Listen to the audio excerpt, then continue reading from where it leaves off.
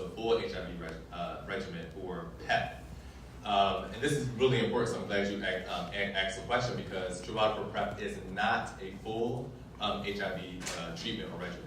So that's really important, because if an individual may feel like they may have been exposed to HIV and they start having symptoms of newly acquired HIV, which would be like flu-like symptoms, then the provider would not prescribe PrEP. They will probably put on PEP, which would then turn into a full HIV treatment, because most likely the person is seroconverting into positive status. Does that make sense? Yes. Okay. When this gentleman comes back in the room, I have to follow up on his question as well. So you guys remind me so I can follow up on that question, because that was very interesting. So protect yourself. So what is Truvada for PrEP? So Truvada for PrEP is a medication that's indicated for the prevention of HIV. Individuals who are HIV positive cannot take PrEP alone. We do have a pediatric indication for 77 pounds. Before taking Truvada for PrEP, and I know that Danielle spoke a little bit about this, is when we talk about being a healthy sexual, and what does that mean, being able to negotiate sex, being able to have all the tools in your toolbox available to be able to make decisions around your sexual health. This is a commitment. So PrEP is a commitment. It is, last night I was doing a presentation for another group in Baltimore, and some of the things that we still hear in the community around, well, I don't want to be on PrEP because I don't want people to think I'm having sex with everybody, or I don't want to put that on my status because then people will think I'm rolling. That's what we say in DC, rolling, which means that you just sleeping with everybody. And so I'm like, well, that's a whole commitment. So not only do I have to go to the doctor every 3 months, right, to get a needle that I don't like, right? I also have to take a pill every single day. That's a huge commitment, right? Especially for people who got other things to do. Taking a pill is not the easiest thing to do every single morning, right? And so that's why we have pill burden. We have reminders in order to take these medications. So if someone wants to make someone feel bad for taking or being in control of their own sexual health, that says a lot about those individuals, right? So it says more about them and their perspective than you and yours. So being able to educate individuals on that as well, that's really important, and that's exactly what I've been hearing this for like a year, doing little groups here and groups there, trying to understand what is the disconnect. And so when I say disconnect, this slide here with the 40,000 individuals acquire HIV every year. 44% of those individuals are African Americans. 44% of those individuals are African Americans, right? That's crazy, right? So when we have these conversations, and we have these conversations in groups, HIV is no longer a gay white man's disease, right? That's what it used to be, right? This is ours. We own this. We own HIV in America, right? And that's something to really think about, the ownership of this, right? So this is really something that we really have to dive deeper into, and I'm not asking anyone in here to be advocates, but what I am asking is being able to have a conversation, be able to clearly articulate what we're trying to do when we're trying to prevent HIV. So I know probably Danielle last night probably told you what our mission is. Our mission as community liaisons for Gilead is to end HIV in our lifetime. That's what our mission is. So every day when I wake up in the morning, that's what I think about. Those are the conversations I have, is how are we going to end the epidemic? And so before we end the epidemic, we have to address so many other different issues. The reason why African Americans are leading in HIV isn't because there's anything wrong with African Americans. It's because of all the trauma that we go through just being Black in America, right? So just being Black in America is a traumatic experience. That's one. There's studies, there's a study called the ACEs study, which basically looks at how many traumas individuals have to have, childhood traumas that individuals have to have in order to have poor health outcomes, right? So when we think about poor health outcomes, we're talking about early death, because that's a poor outcome, early death. So 6 traumas will significantly reduce your life expectancy.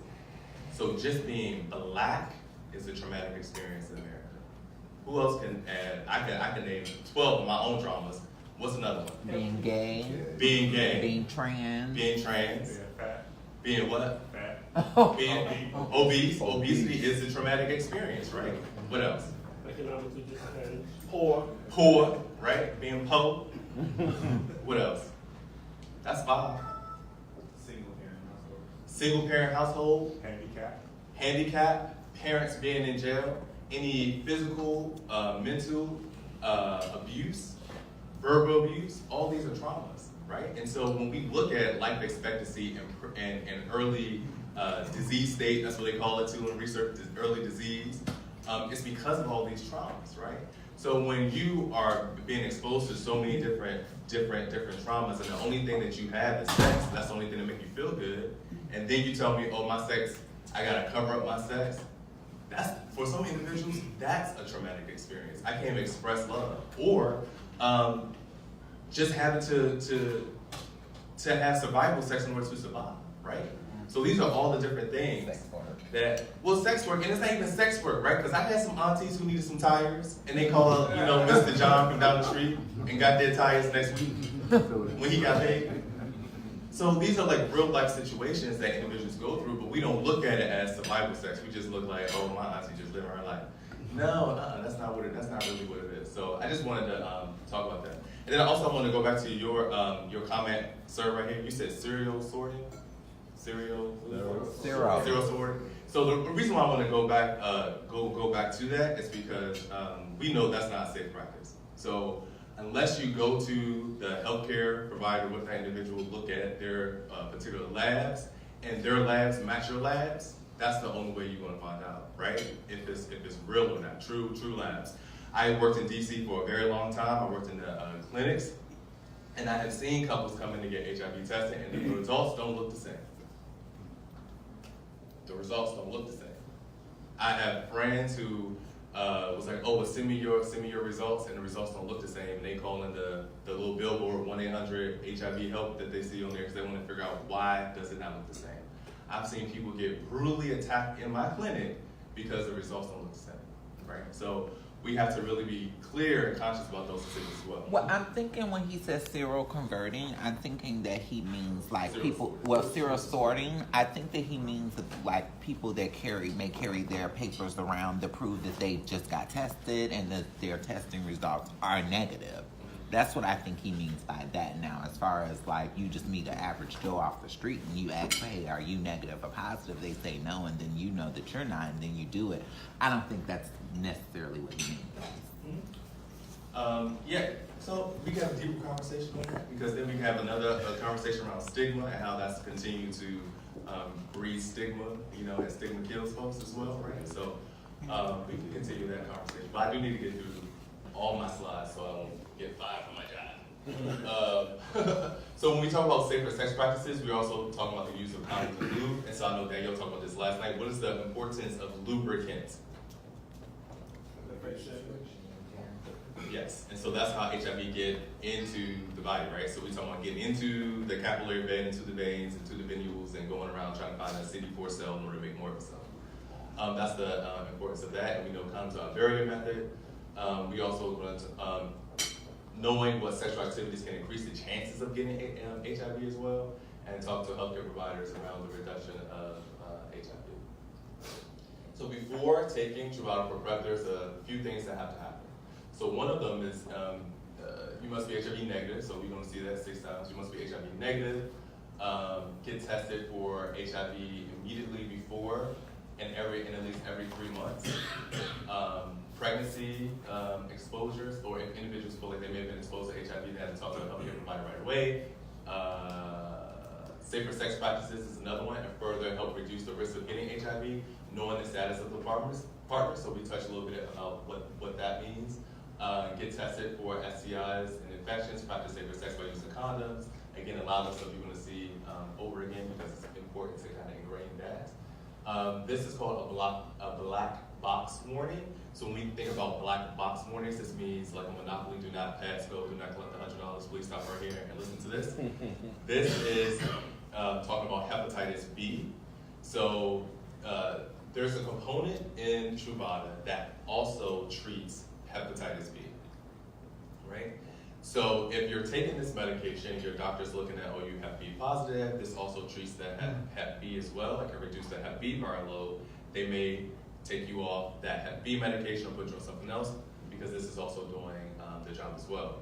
So individuals who are taking PrEP and they say, well, I don't want to take it, or I didn't pick it up, or I'm not in that situation anymore, I don't need it, but they don't go back to their healthcare provider for another Hep B medication, it can cause their Hep B to flare up. And so when the Hep B flares up, it can also cause damage to the liver. So this is really important. So when being prescribed PrEP, there's also a provider who's going to do a test and see it, check the Hep B status as well. So that's really important. So we talked, I know, these are some of the risk factors. And I know that yesterday you guys got a lot of information around like geographic risk.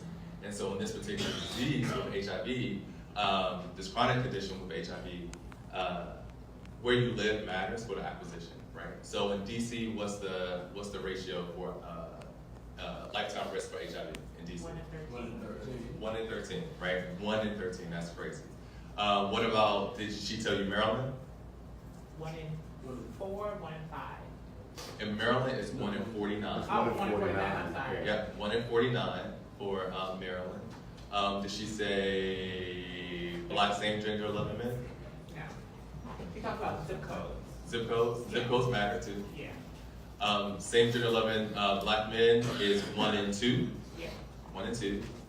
Heterosexual Black men is 1 in 4. 1 in 20. Oh. Right. Let's say heterosexual white men is 1 in 300 and some change. Black women is 1 in 49. White women is 1 in 880. Oh, of course. Right. So who you are puts you at risk for HIV. Like just the way you was born. You're born black, you risk for HIV, right? And so because as I mentioned before, this is something we own now, right? And so we all have to be accountable for this, right? We talked a little bit about exchanging sex for money, food, drugs. We talked about that. A risk factor is ever have sex without a condom is a risk factor. If you've ever had sex without a condom, it's a risk factor. If you have any sexually transmitted diseases, one of the ones that I think are really clear indications for that we look at when we are trying to figure out like where HIV is going to pop up next or what population, we actually look at syphilis. Syphilis is a really good indication. Syphilis rates are a really good indication of progressive or upcoming HIV infections. And the reason why is what? Healthy sexual yesterday, syphilis does what to the body? Or it creates what? It makes it more welcoming, I guess, of HIV. And how does it do that?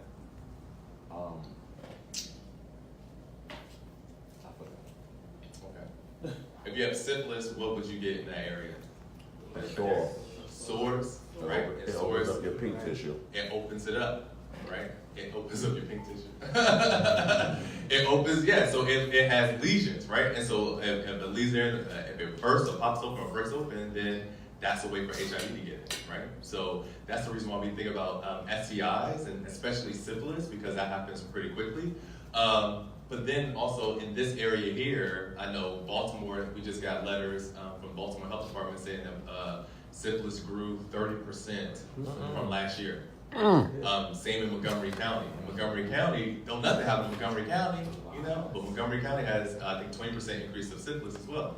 So now we're looking at those areas and we're looking at those zip codes and alignments for the individuals who reported the syphilis and trying to figure out, okay, this is where we need to spend more time because we know HIV is going to be coming soon in that area as well. Then also, when that's just about sex, but when we talk about like the opioid epidemic and using an injection drug use, we look at those and not those as well because we know when individuals are sharing needles, then that's an easy way for HIV to just get in, right? You just actually taking blood from someone else and pumping it right into your veins. Hep C as well, right? Well, Hep C is, well, a lot of individuals who are HIV positive also have Hep C as well. So it's like 1 in 4. Wow. And that's because of the behaviors around the acquisition of Hep C is drug use, and it can also be transmitted through bodily fluids as well. So that's how that goes together.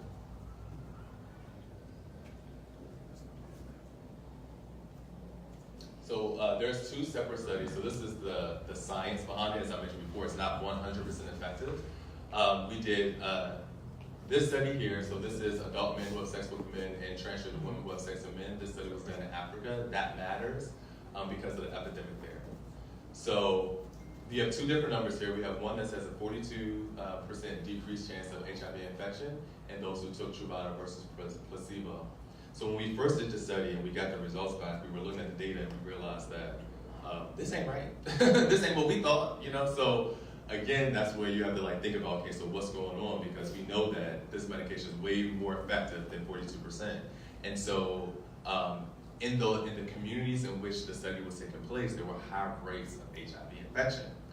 And so individuals were making decisions who were on the study, right? They didn't know if they were getting Truvada for PrEP or if they were getting a placebo, but what they did know is that my cousins, my aunts, my family members, they have HIV, and I know this is something to do with HIV, so I'm gonna give them my study drug because I got it for free, I'm gonna help them. And so by doing that, they end up exposing themselves to HIV. So they wasn't actually taking the medication. So we went back and looked at who were actually taking the medication and who wasn't taking the medication. For the individuals who had any levels of Truvada for PrEP in their system, it was a 92% decreased chance of acquiring HIV. So that matters. So what the studies told us is if you take the medication, it works, right? And so when I think about you guys in your leadership positions, it's really important to, if you have a young person who is talking about, okay, well, I want to go on PrEP, you have to also tell them, and you have to take it, right? You have to take the medication every day as prescribed. And the reason why that's so important, a few weeks ago at Howard University, well, it's been a couple months now, so about 2 months ago, Howard University was a freshman who came into the health center. We've been working with the health center to implement healthy sexual and Truvada for PrEP in their practices, right? It's a really good program. And so a young guy, he identified as same gender loving. He's 17 years old. He was going to Howard University as undergrad, but he had to do those classes before you go to college to make sure that you're ready for college classes. But he's in DC, first time in DC away from his parents, and he wanted to go have fun, right? Which is good, that's what you should be doing. He understood what his risk was. He went to the student health center, he got the PrEP. He come back a month later to the same provider and was like, I need to get tested for HIV, I think I might have been exposed. And so her question was, well, you have the PrEP, so why you come back? Okay, well, whatever, we'll test you. Test a young man, 17 years old, HIV positive. He had the PrEP.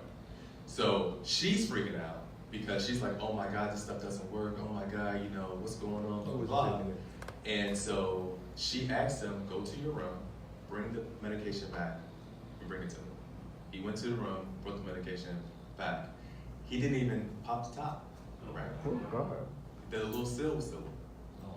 So those are conversations that we have with providers around how are you, like what's your follow-up, right? So what are we gonna do? So you have the medication, right? And so you know it's a young person, right? Young people have a billion things on their mind.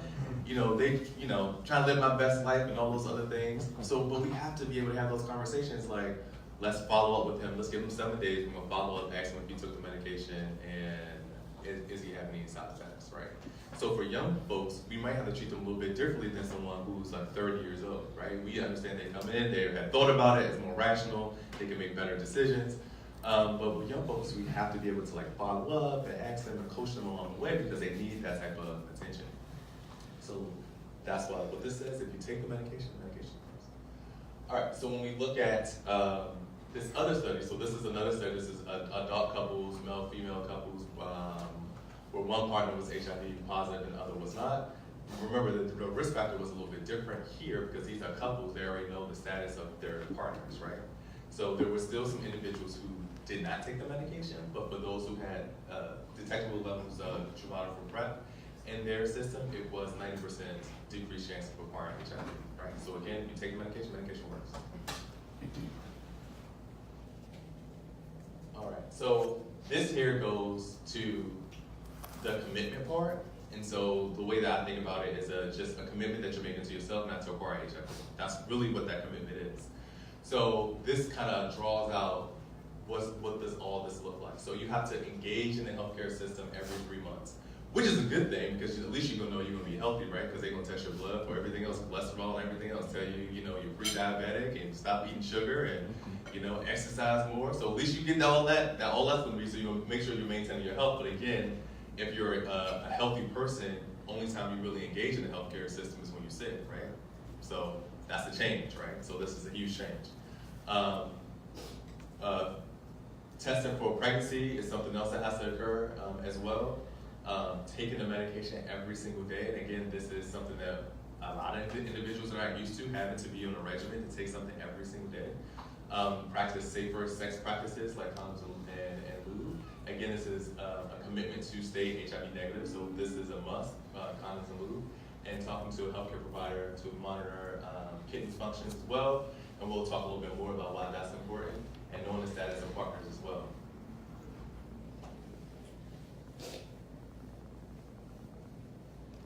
So these are some of the common side effects.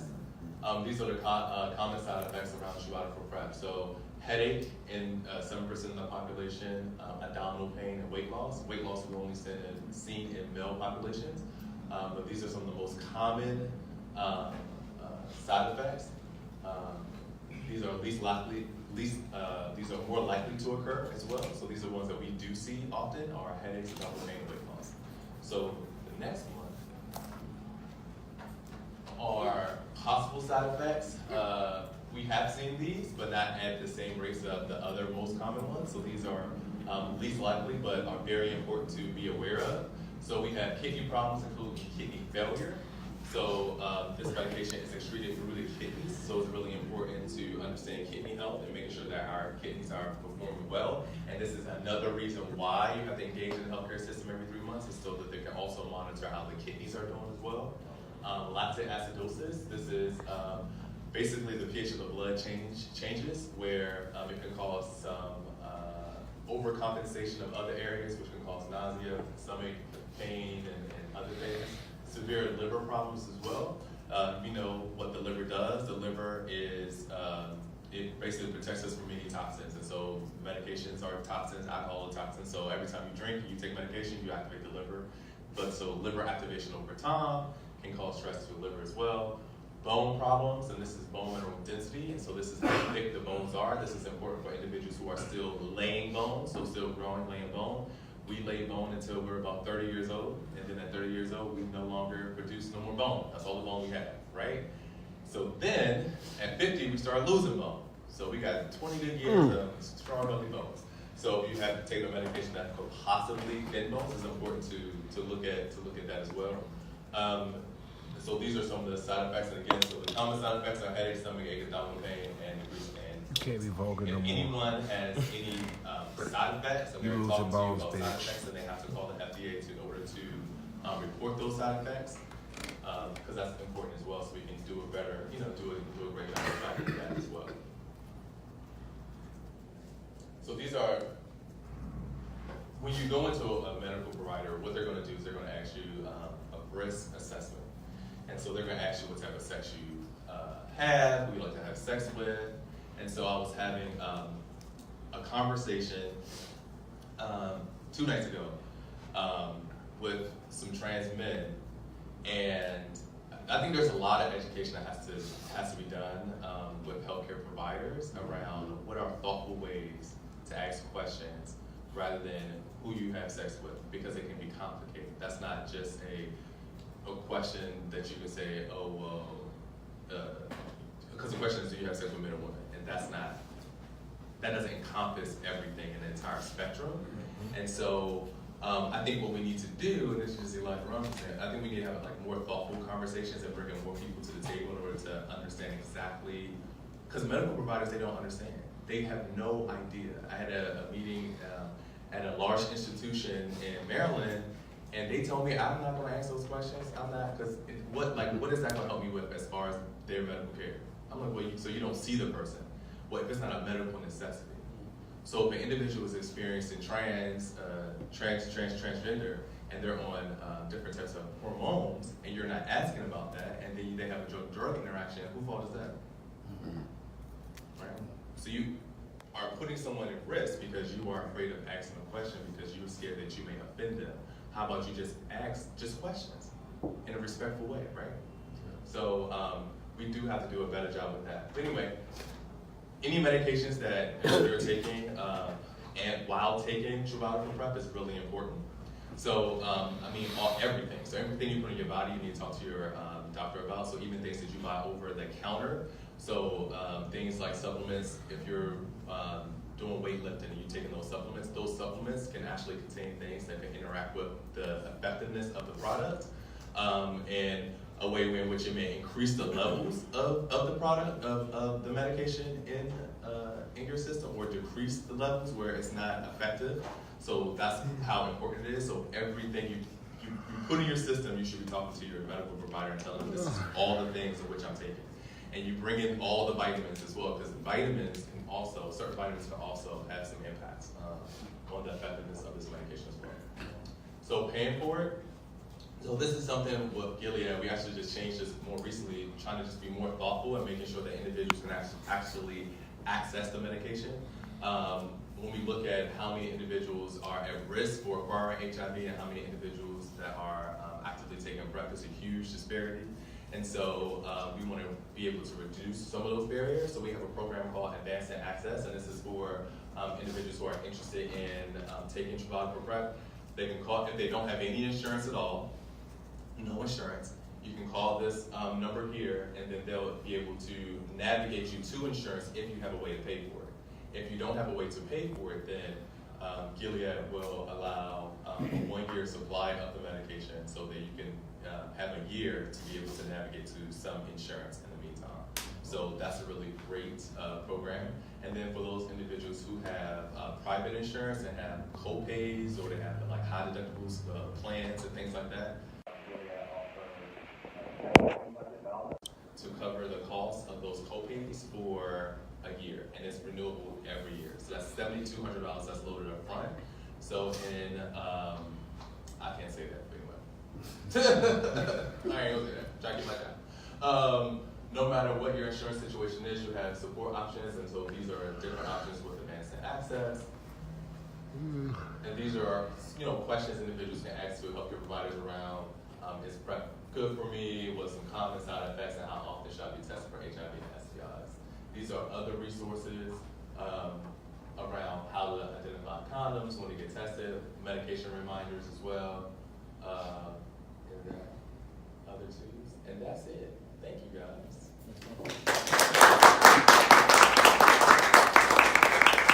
So, I would like to have a different type of conversation. My presentation for Truvada is officially over.